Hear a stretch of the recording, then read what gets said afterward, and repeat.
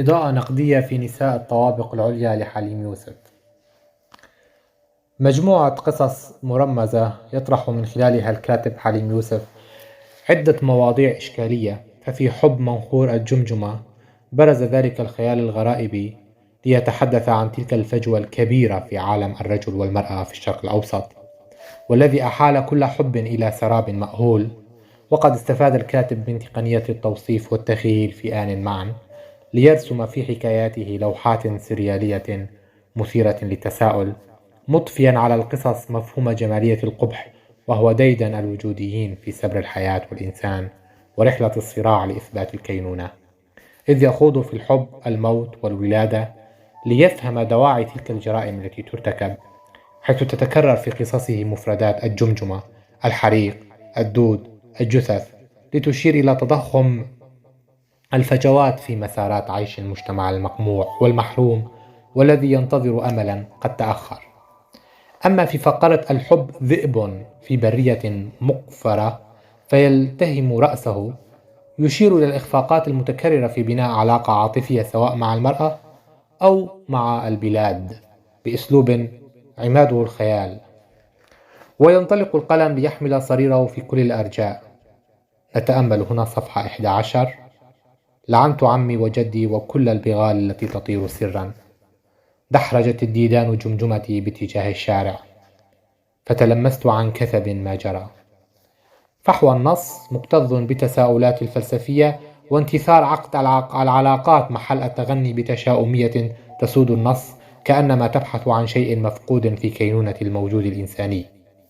فهنا في فقرة الحب امرأة تفكر برأس غيرها، تشير إلى انهماك الأنثى في ظل مجتمع الإقطاع، مجتمع يدمن الخسائر وقراءة التعاويذ والإدمان على شرب كؤوس العجز حتى الثمالة.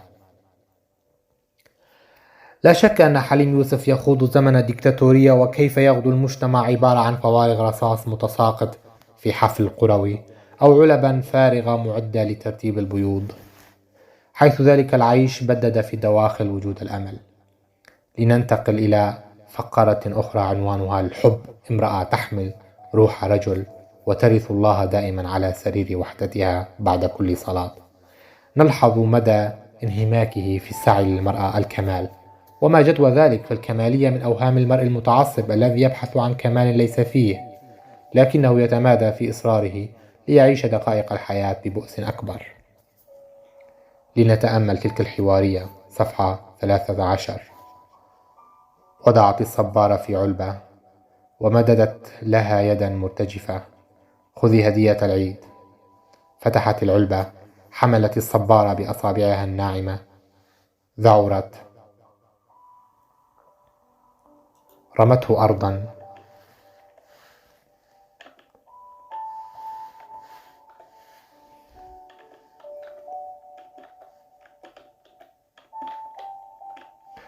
وبدأت تدهسه بعنف رجولي.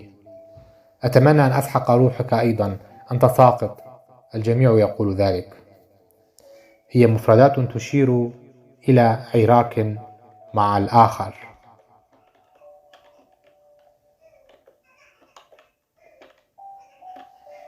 هذا العراك يدمن البحث عن الأبدية، عن خيوط توصل المرء الماشي في العتمة إلى نور مستدام، لكن عبثا بلا جدوى. في إيغالنا في فلسفة الرمز في ذلك الترابط بين الخيال والإدراك لفهم الحياة الإنسانية التي لا تنفصم فيها النفس عما تتخيله عن النفس المدركة، وإنما تحاولان معا فهم حقيقة الحياة.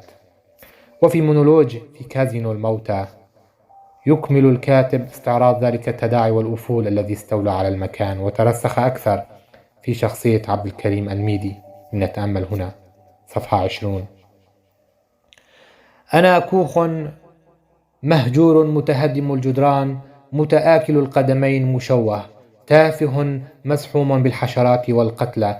أنا ابن آدم، سقط ضلع من أضلاعي فلم يتحول إلى امرأة، رأيته يتحول إلى حمار.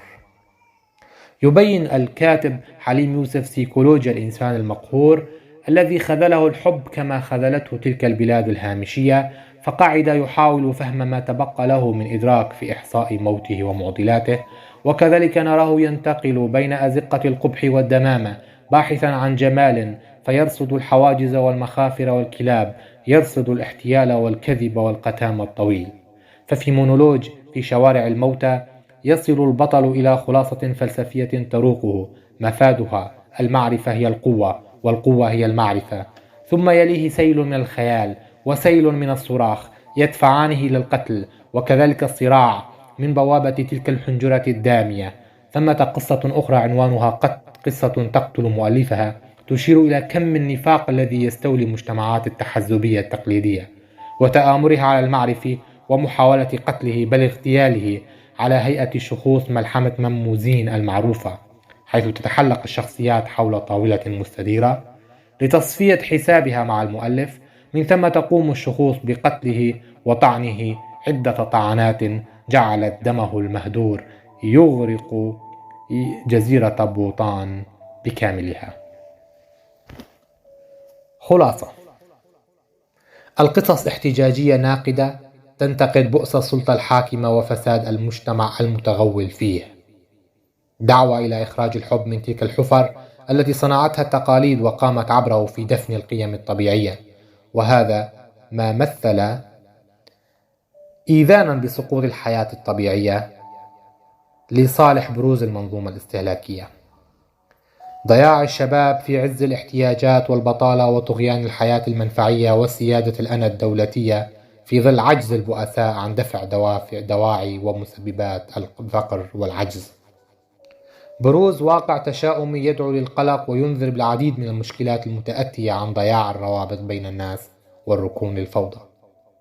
وأخيرا يمكن القول أن قصص هذه المجموعة تتميز بفرادتها الفنية وإحاطتها بالحياة من جوانب معتمة عمقت تلك الصلة ما بين الإدراك والتخيل، الأمر الذي جعل من الأدب ساحة للكشف عن كل مبهم وغير جلي يستوطن تفاصيل الحياة الإنسانية والنفس القلقة.